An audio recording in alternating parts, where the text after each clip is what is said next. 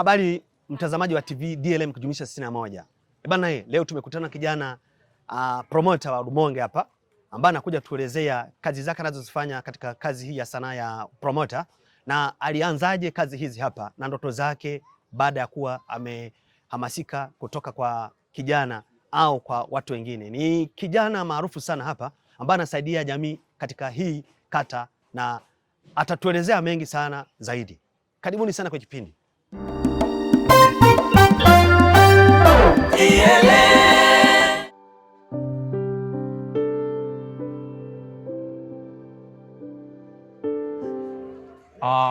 Kwa majina naitwa Lukmani Hamis, almaarufu kama Lukumtiti.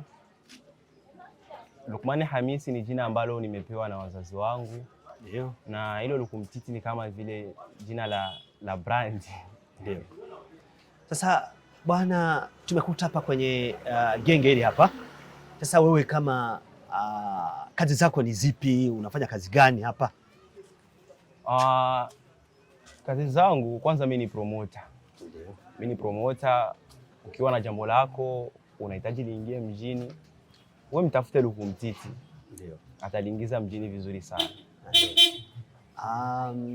Hebu tuelezee imekuwa kwaje uanze hii kazi ya kuwa promoter, imekuwa kwaje?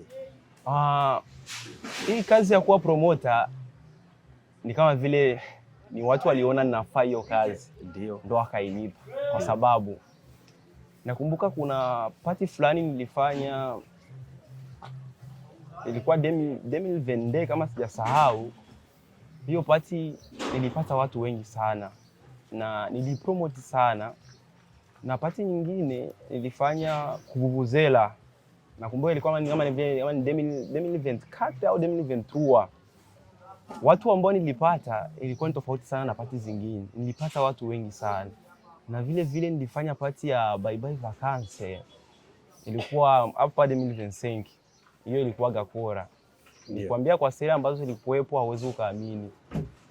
Tukichukulia zile party zote na watu ambao nilikuwa napata na promo ambazo nilikuwa nazifanyia zile party. Ndio. Mpaka mtu akaona ya kwamba huyu mtu nikimpa biashara yangu au nikimpa kitu changu ana uwezo wa kukifanyia promo mpaka mimi mwenyewe nikapenda. Kwa hiyo naweza nikasema zile party gisi nilizipromote kwa watu ambao nilipata kwa promo ambazo nilikuwa nafanya ndio ilisababisha ya kwamba watu wanakuwa wananiamini, wanasema wewe kazi ya promoter unaweza. Na nikapewa mpaka show, nikafanya vizuri.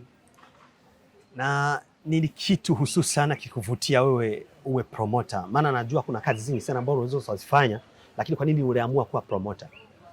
Mimi niliamua kuwa promoter kwa sababu watu wengi wanahitaji wa promoter hapa Rumonge. Na hususan wa promoter ni wadogo sana. Naweza nikasema hakuna. Kwa sababu niliona ya kwamba ndio kipaji ambacho mimi niko nacho. Na mtu anahitaji mimi niwe hivyo, ni kwa nini nikatae kuwa hivyo? Umeona? Na kazi ya promoter niliipenda, umeona? Niliipenda na nikaona kuwa inanifaa kulingana na mambo ambayo mimi ninafanya mimi katika hii jamii ya Rumonge. Ndio, umeona? Na kikubwa zaidi ambacho kilinipendeza mimi mpaka muda mimi niwe promoter ni kutokana na ina kipato fulani, umeona? Sasa ni moya maisha yetu. Ukipata kazi ambayo unajua inakuwa na kuingizia 100, 200, lazima utaendelea nayo yani. Kuna chochote ulichokifanya hapa ndani ya jamii hapa ambacho kinaweza kiwa kimesaidia wakaji wa Rumonge hapa? Tofauti na hizi patu ulizozifanya, tofauti na kazi zingine. Kuna kazi zingine zote ambazo ulizifanya wewe ambazo zikasaidia jamii ya hapa Rumonge hapa? Nilifanya. Nakumbuka nilifanya show. Nishafanya show 2 hapa. Hiyo show moja nilifanya pale Kulastari. Na hiyo show nilifanya kwa sababu unajua huyu mji wa Rumonge kuna vitu fulani ukivikosa mji unakuwa umepoa sana, unakuwa hovyo sana. Ndio. Na hususan vijana wengi nilikuwa naona labda wanaweza kuwa wamekaa hovyo mwi Rumonge, muda mwingine hata wanafanya mambo yasiyowezekana. Lakini mimi nikawaletea show, umeona? Pale la Stari na wakasupport fresh hivyo yani. Kuna tathmini yoyote ulioifanya baada ya kuwa umefanya hizo show 2, kama kuna mabadiliko yote yale kwa vijana? Ya mabadiliko nimeyaona kwa sababu zile show ziliwafanya yani ule muda ambao wangeenda mambo ya kipuuzi ulikuwa haupo tena. Unakuwa sasa muda mwingi sana unakuwa kwa mashow. Mfano show inakuwa na vipengele vitatu, kuna card, kuna demi, kuna finale, umeona? Na hiyo card inahitaji mazoezi wiki yote, hiyo demi inahitaji mazoezi wiki yote, finale inahitaji mazoezi wiki yote. Kwa hiyo ule muda ambao wangeenda mambo ya kipuuzi unakutana ndio muda ambao wanatumia kufanya wenyewe mazoezi, umeona? Na baadhi hata wa watu ule muda ambao wangeenda labda mambo ya kipuuzi ndio muda ambao wanakuwa wanaenda kuangalia vijana wao wanafanya nini, kitu gani kwenye mazoezi. Kwa hiyo inasaidia mambo mengi, inasaidia roho kuchangamka. Kuna watu wanaikaga tu na uvivu mtaani, wanaelewa wataenda wapi, hawana cha kufanya, pati hakuna, umeona? Inakuwa inasaidia, wanakuwa wanaenda mashow kupunguza stress.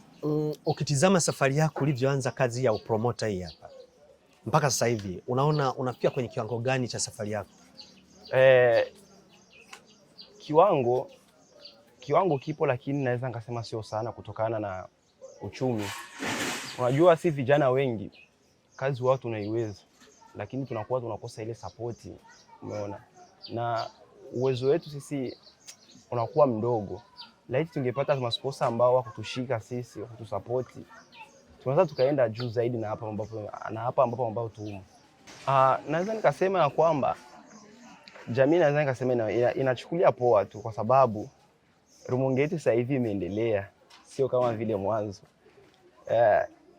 Kuna wakati fulani Rumonge yetu ungekuwa unaleta mambo fulani, wazee wanaona ule mtoto ni hivi na hivi, lakini kwa sasa hivi naweza nikasema Rumonge tumepiga hatua, kwa sababu hata wazee sometimes waga wananitafuta. Wazee wa hapa Rumonge. Mimi nina ndoto kubwa sana. Ndio. Na ndoto tuambie. Mimi nina ndoto hata siku moja msanii wa Burundi anitafute mimi nimfanyie promo. Ndio. Lakini ili kufika saa hiyo hatua ni mipangilio. Na watu ndio wanatakiwa waniwezeshe mimi. Ndio. Mimi sasa nikajiwezeshe. Gisi watu wataendelea kunipa kazi zao mimi niwafanyie promo. Ndio. Na ndio gisi nazidi kupanda hatua. Mfano msanii Big Fizzo hawezi kuniona kwa huyu muda kwa sababu hatua yangu ingali chini sana. Ndio. Lakini kuna hatua fulani naweza nikafikia ikasababisha hata msanii Big Fizzo akaniona. Ikasababisha hata msanii Big Fizzo akanipa kazi yake. Yote inawezekana. Ningependelea kuwa vijana kwanza wanisapoti na waniunge mkono kwenye kazi yangu. Na wasinikatishi tamaa. Unajua kuna vijana ambao unaweza kaambia mimi ndoto zangu ni fulani na fulani na fulani, akasema wewe wapi kweli? Unaona gisi unavyoona, hiyo ndoto unaweza kaifikia. Kwa hiyo ni wengi wao wao wanakatishana tamaa, lakini japo kuna wengi wao ambao wanakatishana tamaa, lakini kuna wale wachache sana ambao wananipa nguvu, na wakinipa nguvu mimi huwa najisikia faraja sana. Watu kama hao hawakosagi, wapo, lakini mimi watu kama wao mimi sana waga mimi siwatizame, kwa sababu mimi naona ndo kama vile kazi yangu.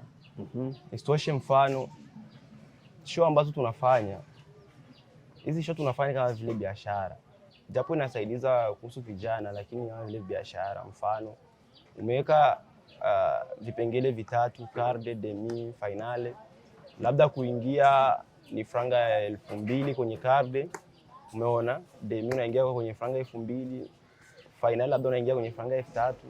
Unaweza kachukua zile card demi finale ukajikuta umepata pesa ambayo kwanza ushapata hela ya kuwalipa madansa, umeona? Na ushapata hela ya kurudisha ule mtaji wako, na ushapata pesa yako wewe binafsi ya kazi ambayo leo ifanya. Kwa hiyo mimi sana mimi huaga nachukulia kama vile biashara. Na mtu mimi anapokuwa amenitafuta kwa nifanye mimi promo yake, hawezi kunitafuta hivyo. Lazima kuna kidogo kile ambacho atafanya atanipa. Kwa hiyo nikiona mtu ambaye ananiambia eti sijui achana na kazi yako, mimi simuoni sawa. Waga mimi nafanya kazi bro. Changamoto zipo hasa kwenye upande wa show. Show tunazifanya, lakini naweza nikasema vijana wetu wa Rumonge wanatukatisha tamaa sana. Madansa wa Rumonge waga hawakubaliana na matokeo, hawakubali kushindwa, umeona? Mfano timu kama Chocolate au timu kama Kingmani, timu kama Wasakanoti, wao waga wana upinzani mkubwa sana, umeona? Kwa hiyo inafikia etape unakuwa unasema wa kwanza ni huyu, wa kwanza ni huyu, wa kwanza ni huyu. Yule ambaye kutoka wa kwanza anaona kama vile ameibiwa. Umeona? Kwa hiyo inasababisha kwamba mtu unakuwa mnavimbiana mjini, umeona? Kuonyesha kwamba ule ameniiba, ngo ule ameniibia. Unakuwa mtu anakuwekea beef, mpaka beef kuonyesha vile amekuibia, ngo ule alikuchiti, ule ni mwizi. Haiwezekani, umeona? Hizo changamoto kwenye upande wangu mimi inaweza kuwa ngumu sana kutatuliwa. Kwa sababu tushagaikaa chini sana tunalielezea hilo swala. Ndio. Lakini inashindikana. Yaani sioni tutafanya kitu gani. Yaani changamoto kama hizo zitatuliwe. Na unavyoniona mimi sikumbuki ni show gani ambayo ishawahi kufanyika hapa Rumonge. Majaji wakatangaza, alafu makundi yote akadiziana akasema hapa walivyotangaza ni haki bin haki. Hiyo show haipo. Haipo bro. Yaani kila show ambayo unajua ishawahi kufanyika hapa Rumonge, wajaji wakitangaza, unaonaga kokote hujui kokote limetoka wapi. Umeona? Yaani lazima wameniibia. Kwa hiyo ni changamoto ambazo tushakazizoea. Tunasema ukifanya show lazima itakuwepo yani. Na ndio maana hivi muda mwingi sana mimi sinipo tena vitu vya mashow. Inakuwa inanikatisha tamaa sana. Muda mwingi sana mimi niko sana vitu vya mapati sana. Mfano sherehe fulani imefanyika majuzi tu hapa ya Miss Jux na FIFA. Walifanya harusi lakini wakapendelea kwamba waweke party.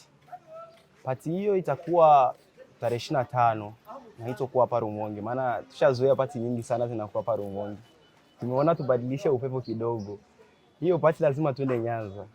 Kwa yule ambaye atataka kuja kwenye hiyo party ni 150 couple tu.